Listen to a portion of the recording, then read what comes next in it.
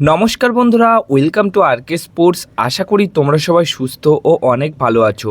আজকের এই ভিডিওতে বেশ কিছু গুরুত্বপূর্ণ আপডেটস তোমাদের মাঝে তুলে ধরার আছে, সেক্ষেত্রে একটু স্কিপ না করে এই ভিডিওটা শেষ অবধি দেখতে থাকো।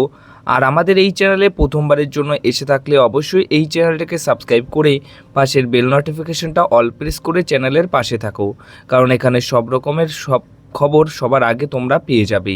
শুরুতে প্রথমেই মোহনবাগান দলকে নিয়ে আপডেট শেয়ার করি। মোহনবাগান দল গতকাল কিন্তু তাদের নতুন বিদেশি ফুটবলার মিগুয়েলের যে অফিসিয়াল অ্যানাউন্সমেন্ট সেটা করে দিয়েছে। 2 বছরের চুক্তিতে তাকে সই করানো হয়েছে। তারপর গিয়ে ঠিক রাতের দিকে ছাং থেকে মোটামুটি কনফার্ম করে নিয়েছে 3 বছরের চুক্তিতে মোহনবাগান দল। শুধুমাত্র এখন অফিসিয়াল অ্যানাউন্সমেন্ট বাকি রয়েছে। আর ছাং থেকে অফিসিয়ালভাবে মুম্বাই সিটি এফসি দল তাদের সোশ্যাল মিডিয়া হ্যান্ডেলে থ্যাংক ইউ পোস্টের মাধ্যমে ছেড়ে দিয়েছে।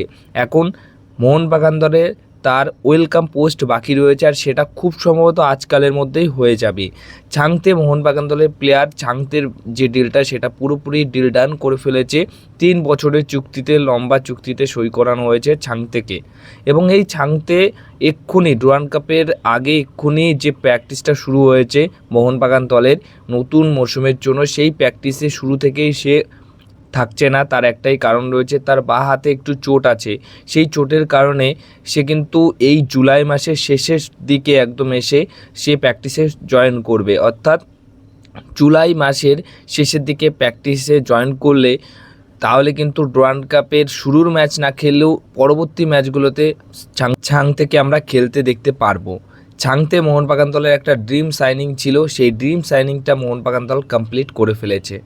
নেক্সট আপডেট যেটা শেয়ার করব মোহনবাগান দলকে নিয়েই।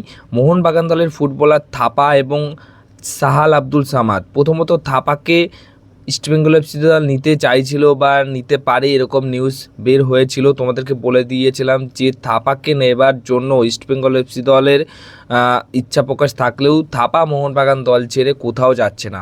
তারপরে সাহাল আব্দুল সামাদকে নিয়েও গতকাল থেকে একটা বড় সড়ো আলোচনা শুরু হয়েছে যে সাহাল আব্দুল সামাদকে আমরা কেন মোহনবাগানের প্রথম দিনের অনুশীলন বা দ্বিতীয় দিনের অনুশীলনে কেন দেখতে পারছি না।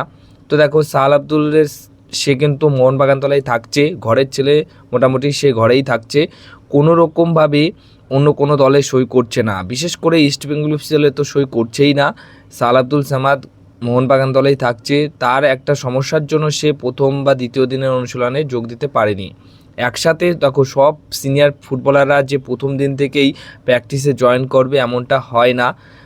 কিছু কিছু ফুটবলার এমন হয়ে থাকে যারা প্রথম দিনের অনুশীলনে জয়েন করে, তারা তো জয়েন করে নেয়, তারপরে কিছু সমস্যার জন্য বা আসতে দেরি হতে পারে, তাই পরবর্তী সময়ে দ্বিতীয় দিন বা তৃতীয় দিনের অনুশীলনে এক এক করে সব ফুটবলাররাই যোগদান করে। তো সাহাল আব্দুল সামাদকে নিয়ে রীতিমতো একটা বেশ আলোচনা শুরু হয়েছিল যে মোহনবাগান দল ছেড়ে ইস্টবেঙ্গল এফসি দলে সই করাতে পারে বা অন্য কোনো দলে সই করতে পারে। তো এই বিষয়টা দিয়ে একদম পাকাপোক্ত আপডেট, মোহনবাগান দলেই থাকছে। আর এই বিষয়টা মার্কাসও কনফার্ম করে দিয়েছে এবং আরও অন্যান্য সোর্স কনফার্ম করেছে মোহনবাগান দলেই সে থাকছে। নেক্সট আপডেট যেটা শেয়ার করব কেরালা ব্লাস্ট এফসি দলকে নিয়ে। কেরালা ব্লাস্ট এফসি দল এখন কিন্তু আর্থিক দিক দিয়ে বেশ একটা সমস্যায় পড়েছে। তাদের যে কেরালা ব্লাস্ট এফসি দলের মালিক ছিল, সেই কেরালা ব্লাস্ট এফসি দলের মালিক কিন্তু কেরালা ব্লাস্টার এফসি দলটাকে এখন বেচে দিতে চাইছে। মোটামুটি নতুন স্পন্সরের খোঁজে এখন কেরালা ব্লাস্টার এফসি দল রয়েছে। তো নতুন কেরালা ব্লাস্টার এফসি দলের যে মালিক হবেন বা ইনভেস্টর হবেন, সে এসে কেরালা ব্লাস্টার এফসি দলের নামটা পরিবর্তন করে কিনা বা লোগোটা পরিবর্তন করেন কিনা সেটা দেখার রয়েছে। কিন্তু কেরালা ব্লাস্টার এফসি দল এখন কিন্তু বিক্রি হতে চলেছে এবং কেরালা ব্লাস্টার এফসি দল বিক্রি হলে নাম পরিবর্তন হতেই পারে নতুন ইনভেস্টর এসে। দেখা যাক শেষ অবধি কী হয়। পরবর্তী সময় আপডেট পেলে অবশ্যই এই বিষয়টা নিয়ে শেয়ার করব। নেক্সট আপডেট যেটা শেয়ার করতে চলেছি, ইস্টবেঙ্গল এফসি দল তারা একজন স্ট্রাইকারের ওপর নজর দিয়েছে, স্কাউটিং করেছে। স্ট্রাইকারটি হচ্ছে একজন ক্রোয়েশিয়ার স্ট্রাইকার, বিদেশি স্ট্রাইকার। সে কিন্তু লাস্ট কাতার স্টার লিগে খেলেছেন আমসালাল এফসি দলের হয়ে।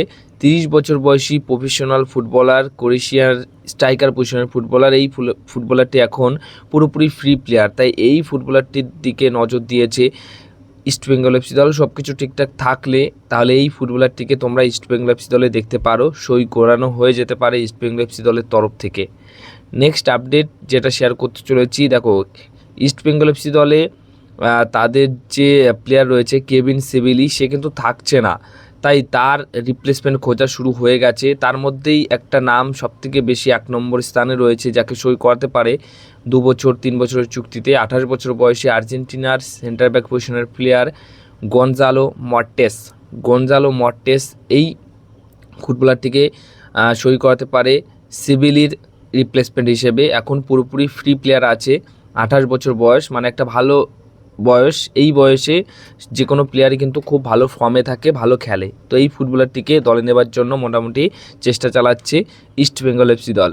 সবশেষে যে আপডেটটা দিয়ে আজকের এই ভিডিওটা শেষ করব সেটা হচ্ছে মোহনবাগান দল তাদের 6 নম্বর বিদেশি প্লেয়ার কি সই করাবে নতুন কাউকে, নাকি রবসন রবিনই থাকছে। তো দেখো, আপাতত যা খবর রয়েছে, এখনও অবধি যা খবর রয়েছে সেটা হচ্ছে আইএসএল শুরুর আগ দিয়েও হয়তো এটাই থাকবে। হ্যাঁ, খোঁজে রয়েছে মোহনবাগান দলের টার্গেটে 6 নম্বর বিদেশি ফুটবলার আছে, সে নতুন ফুটবলার, কিন্তু রবসন রবিনোকে রেখে দিতে চাইছে একটা কারণেই, তাকে দেখা হবে, তাকে আরেক কিছুটা সময় দেওয়া হচ্ছে। যেরকম ডুরান্ড কাপ রয়েছে বা আইএসএলের প্রথম যে ধাপটা হয় সেই ধাপটা, তারপরে তো জানুয়ারি ট্রান্সফার উইন্ডোতে বিদেশি বদল হতেই পারে। তো আপাতত 6 নম্বর বিদেশি ফুটবলার হিসেবে রবসন রবিনো সেই থাকছে, নতুন কোনো বিদেশি আপাতত নিচ্ছে না মোহনবাগান দল। এবং রবসন রবিনো আর মিগুয়েল ফিগেরার যে জুটিটা আছে, পুরনো জুটি, সেটা যদি ক্লিক করে যায় তাহলে রবসনই থেকে যাবে আমার মনে হয়। তো আপাতত যা খবর রয়েছে রবসন থাকছে, অন্য কোনো নতুন বিদেশি আসছে না।